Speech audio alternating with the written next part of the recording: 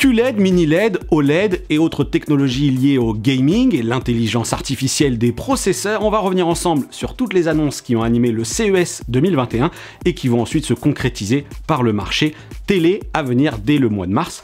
On se fait un petit récap, c'est parti. LG, Sony, Panasonic, Samsung, TCL ou encore Hisense, tout le monde a fait sa grande annonce au moment d'un CES complètement virtuel, sauf que vous êtes peut-être un petit peu perdu dans justement toutes ces annonces qui ont été faites. À quoi faut-il s'attendre sur toute cette année en matière de télé? On va décrypter ça ensemble et on commence tout de suite par cette grande tendance qui est le gaming. Alors en matière de jeux vidéo, il y a un point qu'on va tout de suite mettre un petit peu de côté. On va dire que ça appartient au passé, c'est le HDMI 2.1, cette fameuse 4K à 120 et 8K à 60 Hz pour tous ceux qui voudraient s'acheter un téléviseur 8K. En revanche, il y a bel et bien un point qui est encore pas très clair, c'est est-ce qu'il y aura une prise, 2 prises ou 4 prises HDMI chez les différents constructeurs. Donc il y a quand même un point sur lequel il va falloir rester vigilant. Mais en tout cas, si vous achetez un téléviseur de grande marque, forcément, j'ai quand même envie de dire que le HDMI 2.1 devient une grande tendance avec cette 4K à 120, mais surtout avec des technologies plus performantes du côté des dalles. Panasonic a fait évoluer ces technologies de façon à réduire le retard à l'affichage pour que les joueurs soient vraiment pleinement satisfaits de leur expérience, mais surtout, pour moi, les deux grosses innovations se situent du côté de chez Samsung et du côté de chez LG, avec l'apparition de modes vraiment dédiés aux jeux vidéo. Chez Samsung, ça se matérialise avec cette Game Bar qui va vous permettre tout simplement d'intervenir sur les réglages de l'image en temps réel avec ce petit truc là que vous avez là à l'image. C'est ce mode 21/9 qui certes vous rajoute des barres noires au-dessus et en dessous, mais qui vous permet d'avoir un champ visuel, le fameux field of view, plus large, et ça c'est vraiment très cool. Très belle innovation aussi de la part de LG avec ce Game Optimizer qui lui, comme vous le voyez là encore, vient rajouter une surcouche logicielle qui vous propose, grâce à WebOS 6 et des sous-menus dans le mode jeu, d'intervenir directement sur les réglages, d'avoir le choix du VRR, le choix des FPS, sélectionner entre un mode RPG, RTS ou FPS. Ça c'est vraiment de très belles initiatives du côté de ces deux grands constructeurs. Déception toutefois du côté de chez Sony, qui même s'il intègre du HDMI 2.1 dans ses nouvelles gammes de télé, choisit un HDMI 2.1 toujours un petit peu bancal, j'ai envie de dire, puisque le plein support de la VRR n'est pas encore complètement actif. Et oui, la PlayStation 5 est un peu bancal sur ce sujet, il en est de même sur les téléviseurs, mais une mise à jour prochaine des annonces des produits qui seront commercialisés en 2021 permettra de corriger le problème. Et comme nous vous le disions, cette année le jeu vidéo est vraiment la thématique forte avec l'arrivée de services tels que GeForce Now ou Stadia sur les téléviseurs LG. Ceux-ci se présenteront sous la forme d'applications à télécharger sous WebOS et rejoindront ainsi celle de Twitch déjà présente sur les téléviseurs de la marque. Les services de cloud gaming de Nvidia et Google donc seront à l'honneur en 2021 et nous avons appris de la part de Nvidia que GeForce Now devrait prochainement s'étendre aux téléviseurs Android TV et Google TV. Rappelons que Google a lui aussi évoqué un peu plus tôt en 2020 que Stadia serait disponible sur Google TV, mais avec très peu d'informations. La seule indication pour l'heure concerne une disponibilité dans le courant du premier semestre 2021, sans préciser toutefois si seul le produit Chromecast serait concerné ou si cette mise à jour et donc l'application Stadia arriverait aussi sur les téléviseurs Android TV et Google TV. Vous l'aurez compris, donc de belles promesses à venir en matière de jeux vidéo, mais bien évidemment il faudra attendre d'avoir les produits pour voir comment les constructeurs exploitent tout ça, la réalité entre les promesses papier et ce qu'on aura tout simplement dans notre salon. Et on va passer maintenant au deuxième gros point important qui est le traitement processeur des puces. Et oui, l'intelligence artificielle est encore le grand mot que tous les constructeurs de téléviseurs ont employé cette année au CES. Cette année, Sony a ouvert la danse notamment avec son Bravia XR qui est selon moi l'un des plus prometteurs, et même si effectivement les processeurs du côté de chez Samsung et de chez LG vont eux aussi évoluer, chez Sony on rajoute une couche intelligence artificielle avec en plus une intelligence cognitive. Je m'explique, lorsque vous discutez avec quelqu'un dans la rue, votre œil vient naturellement se poser sur certains détails, les yeux, les cheveux, le grain de la peau, c'est ce que va permettre de faire le processeur Bravia XR de chez Sony en se focalisant sur ces détails et tout simplement en améliorant la sensation de netteté, par exemple dans la pupille d'un œil, dans le détail des cheveux, mais ça va fonctionner également dans l'analyse, est-ce qu'il s'agit d'un humain, d'un animal, ou tout simplement d'un paysage? Mon petit point d'interrogation, c'est est-ce que les constructeurs ne vont pas commencer à en faire un petit peu trop, et du coup aller à l'encontre de ce que l'on réclame tous en tant que cinéphiles puristes un petit peu de l'image, c'est conserver le soin apporté et la petite patte des différents réalisateurs. Ça, on verra un petit peu ce que ça va donner. Ce qui est sûr, c'est qu'on va retrouver également cette tendance chez les autres grands constructeurs que sont Samsung, Panasonic, mais aussi LG, qui eux aussi proposent des processeurs plus intelligents. Samsung promet un Neo Quantum processor, là encore, qui va venir se focaliser sur les différentes zones de l'image.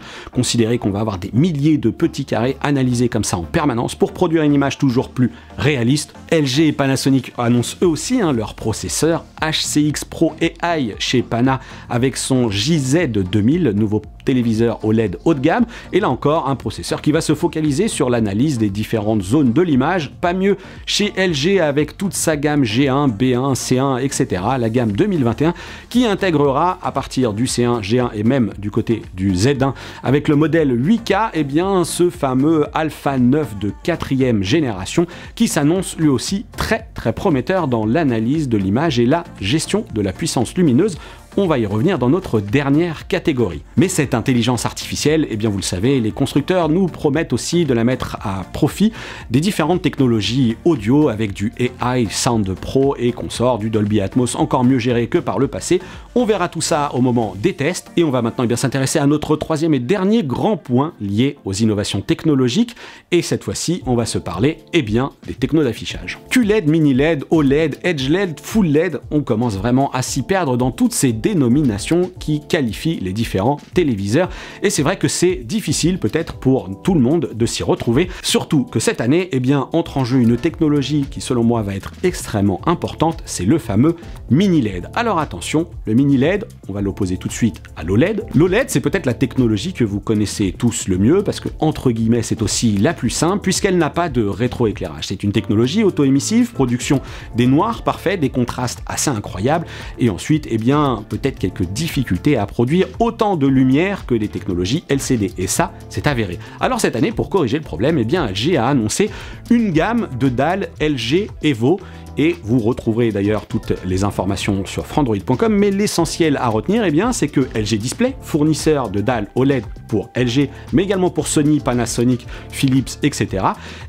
aurait trouvé des solutions pour être capable de produire des dalles OLED plus lumineuses. Le souci, c'est qu'il va falloir patienter encore un petit peu pour voir comment tout ça se concrétise, quel va être enfin le pic de luminosité sur ces dalles. En tout cas, LG Evo, retenez-le bien, c'est la gamme de téléviseurs qui sera la plus dynamique, et pas seulement cette fois-ci sur des zones de l'image. Le constructeur aurait réussi à fine-tuner un petit peu tous leurs réglages, LG, mais aussi Sony, avec l'ajout d'un système de dissipation de chaleur, comme on le fait également chez Panasonic. Et je vous vois venir, si on fait des dalles OLED plus lumineuses, on renforce encore les risques de marquage. Ça, c'est un peu la question en suspens, mais tous les constructeurs veillent au grain et font le nécessaire pour réduire les risques en proposant des systèmes de gestion de luminosité très spécifiques, en abaissant, par exemple, lorsqu'un logo est identifié dans l'image, on abaisse la luminosité pour éviter le phénomène de marquage, ou encore on applique du décalage de pixels. Mais je deviens un petit peu technique, on va maintenant s'intéresser à cette technologie concurrente qui débarque, c'est le mini LED. Le mini LED, c'est tout simplement la technologie couplée à des panneaux LCD, un panneau à cristaux liquides qu'il faut rétroéclairer pour produire de la lumière, et alors que par le passé on utilisait des LED, et plus on mettait de LED et plus le nom de la technologie évoluait, Edge LED vers du Full LED, avec vraiment toute la surface du panneau dotée de tout plein de petites LED, et cette fois-ci le mini LED, ce sont par exemple chez Samsung des sources lumineuses 40 fois plus petites que les LED classiques. Donc vous avez un panneau rétroéclairé avec beaucoup plus de LED. Mais attention, de la même manière que toutes les dalles LCD classiques aujourd'hui avec des rétroéclairages LED ne se valent pas, on peut aussi craindre que toutes les technologies mini LED ne soient pas équivalentes. Chez LG par exemple, qui a été l'un des rares à communiquer sur le nombre de mini LED et le nombre de zones qu'il exploiterait pour piloter ses téléviseurs, ils ont communiqué 30 000 mini LED, 2500 zones. On a également eu TCL qui s'est engouffré sur ce succès attendu du mini LED avec cette fois-ci environ 1000 zones de dimming local. Samsung n'a pas communiqué de chiffres, mais Hisense de la même manière également n'a pas encore donné tous ces détails. Donc faites bien attention parce que toutes ces technologies mini LED ne devraient pas être équivalentes aussi bien en termes de précision qu'en termes de luminosité. Là encore, il va falloir patienter un petit peu pour voir ce que nous réservent les constructeurs. Mais la bonne nouvelle, c'est que cette nouvelle technologie mini LED promet une gestion plus fine du rétroéclairage et donc de la luminosité, des contrastes, du bonheur pour tous vos contenus HDR, qu'ils soient HDR10+, HDR10+ adaptative, Dolby Vision et Dolby Vision IQ. Et pour tous ceux qui suivent l'actualité en matière de technologie d'affichage, forcément vous avez entendu parler de cette fameuse technologie micro LED. Attention à ne pas confondre avec du mini LED, c'est véritablement ce micro LED la concurrence annoncée pour l'OLED, puisque c'est une techno qui n'utilise plus de rétroéclairage. On a encore ici des diodes RVB qui produisent la luminosité, des taux de contraste infinis, une image annoncée comme étant complètement dingue. L'acteur qui a mis cette technologie en avant, c'est Samsung, sauf que là, on va carrément être sur des produits au tarif inaccessible, puisque le constructeur a parlé de modèles 99 et 110 pouces. Comptez 1000 € du pouce, on vous laisse faire le calcul, c'est franchement pas pour tout le monde. Voilà pour les 3 grandes tendances à retenir pour ce CES 2021 en matière de télé. N'oubliez pas que toute l'actualité de ce CES 2021 côté télé est à retrouver sur frandroid.com. Vous y verrez notamment aussi des annonces qui sont assez intéressantes du côté des laser TV 4K, petit phénomène qui monte grâce notamment à cette production de la lumière laser, grande autonomie et très grande image. Tout ça, c'est à retrouver sur le site et on se donne maintenant rendez-vous aux alentours du mois de février-mars pour en savoir plus sur ce qui nous attend concrètement dans nos salons. Voilà, j'espère que cette vidéo vous aura plu. Si c'est le cas, n'hésitez pas, on lâche le petit pouce bleu, ça fait plaisir. Vous pouvez aussi vous exprimer dans l'espace commentaire et surtout vous abonner sur la chaîne de frandroid.com. Vous pouvez aussi vous rendre sur notre site internet pour découvrir tous les jours des tests, des actualités, etc. Je vous dis à bientôt pour une prochaine vidéo. Ciao!